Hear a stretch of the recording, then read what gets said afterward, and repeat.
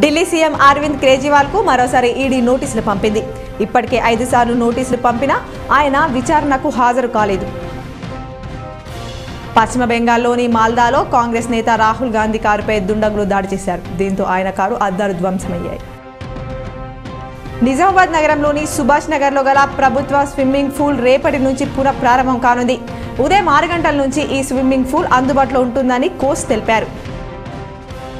రేంజల్ మండలంలోని బోర్గం గ్రామంలో గ్రామస్తులతో ఏర్పాటు చేసిన బహిరంగ సభలో మాజీ మంత్రి బోధన్ ఎమ్మెల్యే సుదర్శన్ రెడ్డి ప్రసంగించారు. బాల్కొండ నియోజకవర్గ బీఆర్ఎస్ కార్యకర్తల విస్తృత స్థాయి సమావేశంలో ఎమ్మెల్యే ప్రశాంత్ రెడ్డి పాల్గొన్నారు. కార్యకర్తలే నా ధైర్యం, అండదండ అన్నారు. వారికి ఎల్లప్పుడూ అండగా నిలుస్తారన్నారు. దర్పల్లి మండలం గుడితాండాలో మహాత్మా గాంధీ విగ్రహ ఆవిష్కరణ నూతన గ్రామ పంచాయతీ ప్రారంభోత్సవం కార్యక్రమంలో నిజామాబాద్ రూరల్ ఎమ్మెల్యే భూపతి రెడ్డి పాల్గొన్నారు. అనంతరం భూపతి రెడ్డి సభలో పాల్గొని మాట్లాడుతూ గ్రామ స్వరాజ్యం తేవడమే ఇందిరమ్మ రాజ్యం తేవడం కాంగ్రెస్ లక్ష్యమని అన్నారు. ఏర్గట్ల మండలం బట్టాపూర్ గుమ్మిరియాల్ గ్రామాల్లో మండల వ్యవసాయ అధికారి అబ్దుల్ మాలిక్ వరి పంట పొలాలను పరిశీలించి రైతులకు జాగ్రత్తలు పాటించాలని సూచించారు.